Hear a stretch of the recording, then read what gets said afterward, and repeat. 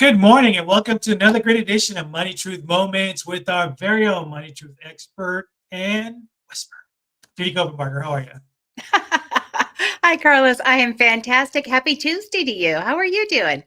I'm doing fantastic. Hey, it's Tuesday and I'm here sharing this time with you and enlightening some of our folks. And we've had some amazing content, folks. So make sure that you watch some of the previous episodes. And if you're not following Judy, please do so at judycopenbarger.today. Today's another fantastic show because we're going to talk to the business owners and we're going to talk about business insurance, the essentials, what every owner needs to know. So if you're just tuning in, make sure that you pull all your business friends and colleagues and you share out the stream because this is going to be an important one. So what do you say we get started, Judy? Let's do it. All right. Let's start with the very easy question right out of the gate that everybody asks is why is insurance such a crucial part of running a successful business? Oh, you never win a game without both offense and defense, Carlos. You've got to have the ability to score, right? But you've also got to have the ability to keep the other guy from scoring. So there's always a defensive part of business. And one of the things that we can do to defend our assets and defend our business growth is to protect it. And one of the first lines of defense is insurances. So you just want to make sure, something happens. Is there a risk that I can't afford to absorb? Is there a way to transfer that risk to a company, for example, an insurance company? So very important.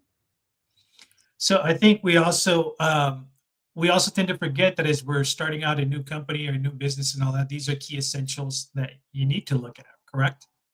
Exactly. All right. So tell us a little bit about the different types of business insurances and what do they cover? Wow. This could be a real dry subject, but it is so essential. It's so important. When you're looking at how to protect your business, I would say if you have a professional business, if you're an architect, if you're a lawyer, if you're in the financial industry, if you're in some kind of an industry that has professional licensing and people are relying on your advice, you want to make sure that you have E&O insurance, errors and omissions. That's really important. Any kind of professional liability, malpractice. You hear lawyers talking about malpractice suits. Doctors, any professionals that have a target that can be sued because of something advice they did or a mistake that they made in their judgment or allegedly made in their judgment. And sometimes it's tortious, right? So I think any business needs tort liability umbrella protection, and all those things that can go wrong. If you cause harm to someone or if you break their stuff, those are torts. And I don't mean like a dessert, like moose and torts, right? A tort is when you hurt somebody or break their stuff. And it's a whole body of law that says if something happens and you caused it and somebody is damaged or they lose value or something happens to their body, they need to be made whole as much as possible. And that's usually a financial remedy. And so a tort liability protection can help you from absorbing the costs of a tort or an alleged liability issue. So the insurance says if you were at fault or partially at fault, the insurance is going to cover that cost and the attorneys involved in, that process. So that could be really important as well. And every business should have that. What if you have somebody working for you and they embezzle, right? All right. What if you have somebody working for you and they cause someone to break their leg or they're in a car accident while they're working? So all of those insurances, those insurances we call P&C, property and casualty.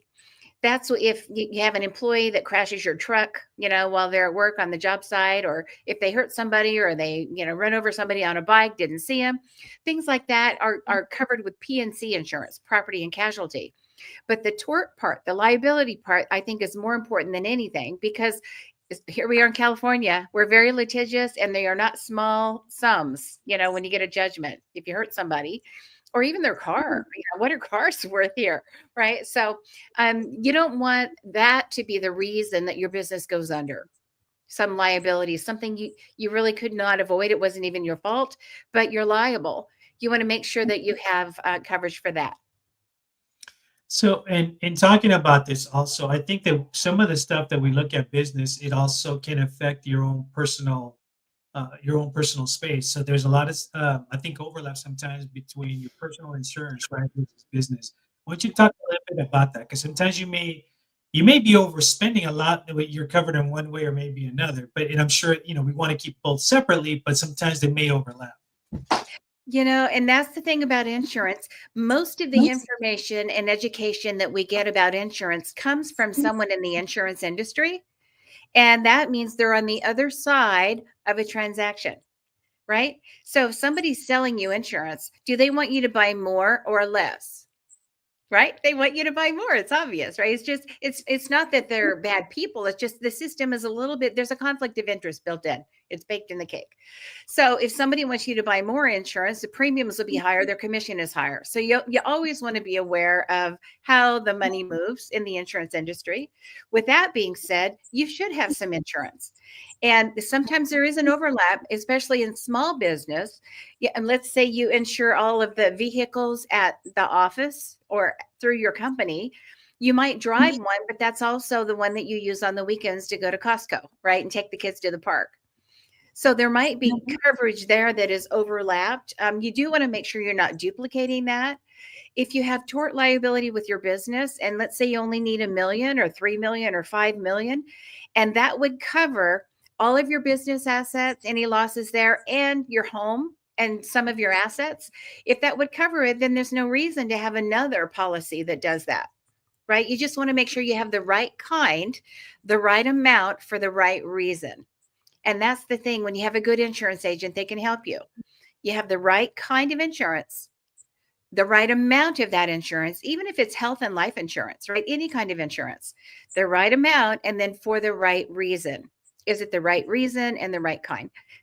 If you do that right, you will save money on premiums. You won't have that waste. It's kind of like this new thing they're talking about, Doge. You Doge it, right? It's efficiency. So if you spend less on premiums for unneeded premiums, you can use that money to help grow your business or put it, where your capital is needed. And as as you were mentioning some of this, so there's a lot of misconceptions. And I'm sure you've gone through this too, as you've sat down with clients, business owners, and all of that about um, why have business insurance at all, right? And the obvious reason is you have to, but Yeah, well, in some businesses, you are forced to. It's mandated that you have a certain kind of coverage, to do whatever it is that you do.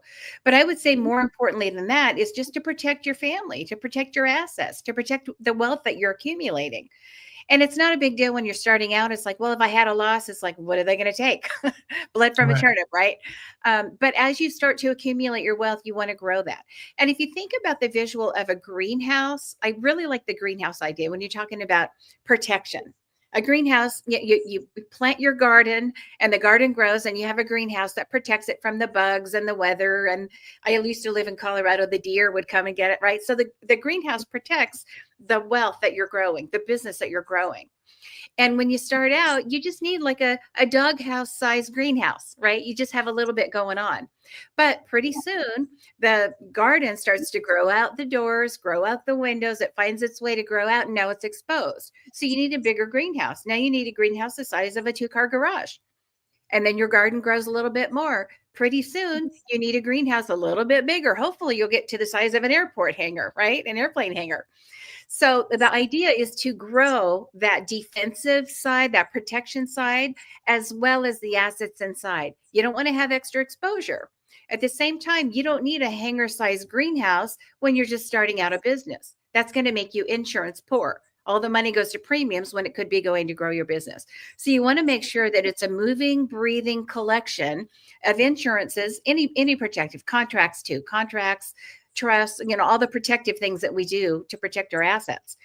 You want to make sure it's appropriate to the size of your garden and where your garden is going to grow to, right? And then you look again, maybe every year. So you review these things to make sure you have enough coverage in the event of a loss. Folks, if you're just joining us, we are talking about business insurance, why it's crucial for business owners. So make sure you watch the beginning of the show. And if you're not following Judy, please do so at judycopenbarger.today. All of our social media links are on there, so make sure that you are following her. So this is an interesting topic because there's a lot of ground to cover in so little time. But Talk to us about, you mentioned when we're looking for potential insurance, right? What what should a business owner look for when comparing insurance policies and providers? But I want you to also revisit, so some of our new folks understand your process of the 4-H process when you're doing this assessment. Yeah. So, like anyone that you're going to have on your bench, if it's an accountant, if it's a lawyer, if it's an insurance agent, if it's someone that helps you with your business development, your website guy, right? So, all of the things in life that help you, you want to make sure that they have a good fit, a sustainable fit. You don't want to be hiring an accountant and 2 years later you fire them and hire another one, and 2 years later you hire, So you want to have that consistency as you build your bench deep. And even with insurance, you want to look for an agent that really has an alignment with your values and where you're going as a business. So the 4-H method works really well. And we've got other podcasts and other shows that you can go back and look at the 4-H method. Hand, it's head, heart, hands, how.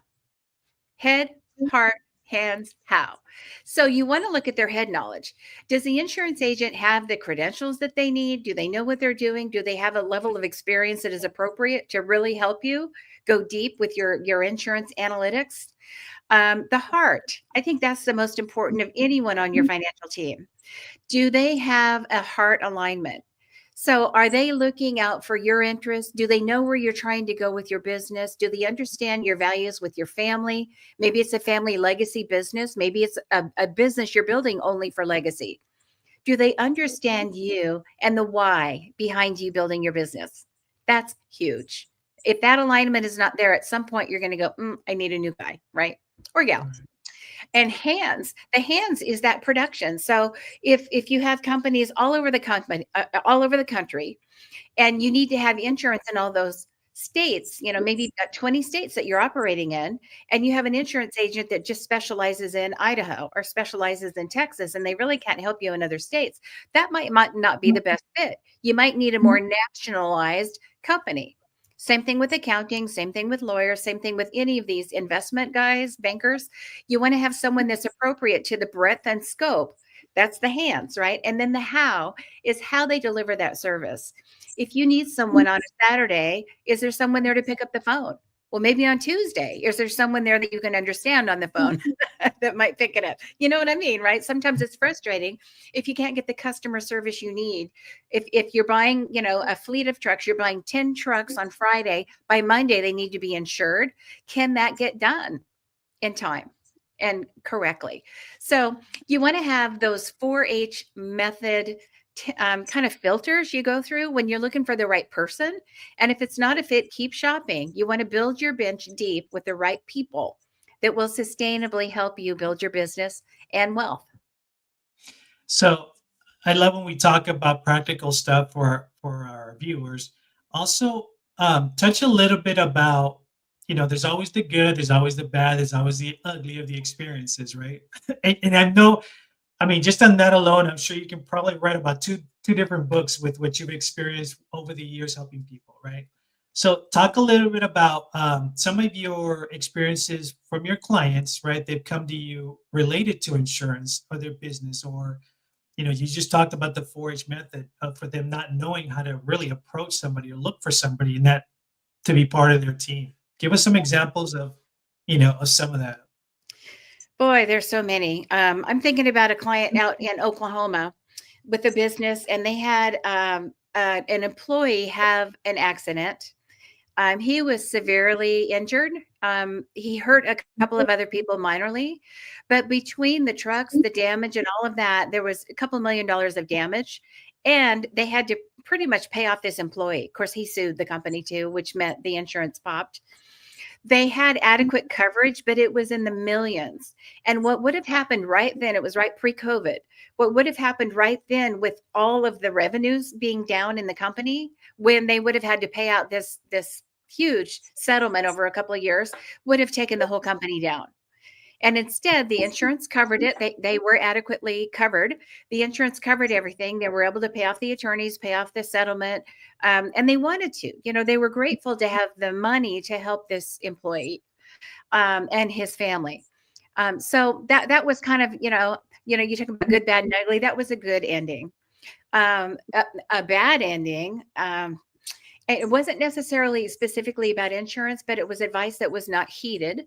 And it was an employee that was hiring um, some immigrants to take care of an elderly dad.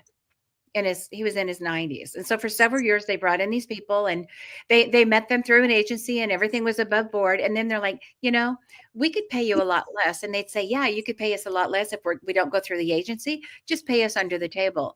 And I said, don't do that.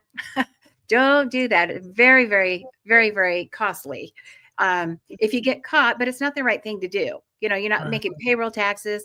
California, particularly, they didn't take the advice. A few years later, sure enough, these sweet people that they were certain would never sue them did. And it Wow. was in the millions. They finally settled for just over $1 million. But that was out of the pocket and put a big dent in their insurance, in their assets. And there was no insurance to cover it. And of course, all the payroll issues and all of the employment issues in California just was so punitive and by design. So people won't do that. They want to protect the employees, right? So they didn't protect the employees. Employees weren't hurt, but they still had a lot of rights over the employer in this case. Very, very costly mistake. And that's sad because that also prevents good Samaritans for wanting to help people for because they don't want to get sued. Something goes wrong, anything like that. I'll give you a quick example. I also know somebody that was, for example, they were actually driving on the freeway, and one of those big fuel tankers, one of those massive hoses came loose, and it just was banging anywhere to the point where it hit their car in the front, hit their windshield, but they were okay. So she took the number down, and I recommended for her to call the insurance company, right? So problem with the insurance company for a lot of us, and especially in California, is you don't want to file a claim because you don't know if they're going to cut you or not, right? We've been spending all of this money, all this time and all that, and one little claim, even though it's not your fault, it may be the one that says, okay, we're done, right? So it's that fear also from people. Right.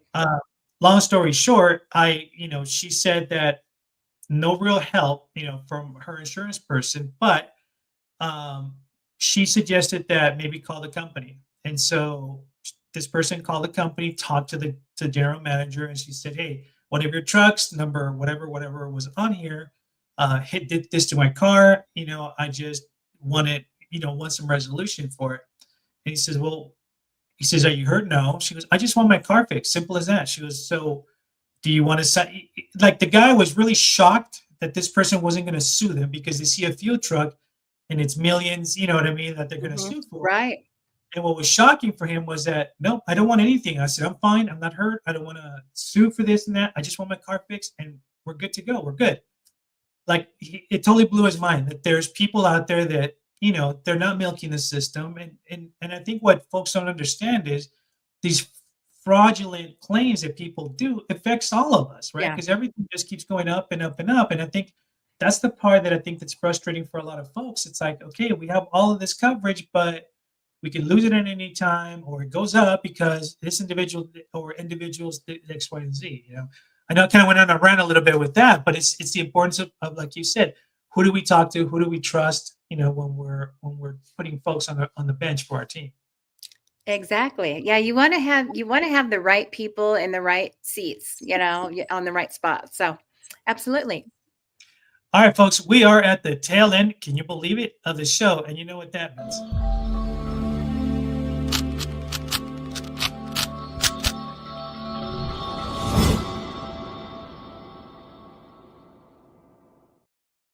It's our business challenge, insurance challenge, I should say. Absolutely. So here is your challenge. Check out your insurances, whether it's business, even if you don't have a business, look at your personal insurance portfolio. What do you have for health? What do you have for life? What do you have for E&O if you're a professional? What do you have for tort liability? Do you have a tort liability umbrella? So if you own a house or any properties, especially here in California, they're very valuable, right? You want to make sure that the policy that you have on your house, it's not going to be enough. It's 300,000 max. So you want to have a tort liability umbrella policy, standalone or added to your house insurance, that covers you for anybody you hurt or any accident you have or any damage that you cause, no matter where you go. You want to get the right aggregate kind of policy. And that will also apply to any business issues. And then, of course, if you have any employees at all, you want to make sure they're covered. They're covered for health, they're covered for accidents, they're covered for any losses, intentional or not. That's your challenge, to get all that written down, create a spreadsheet or at least the back of a napkin, right? Find out what you have. If there are any gaps, go find the right person. You might need to vet a few. Go find the right person that can help you with the insurance that you need in this state or any state that you're in. That's your challenge. All right, folks, you've heard the challenge. Don't forget, we're here every Tuesday morning at 8 a.m. with the replays on Thursday at 8 p.m. And if you're not following Judy, please do so. JudyCopenbarger.today. Judy, any last parting words before we head out? Make it a great week.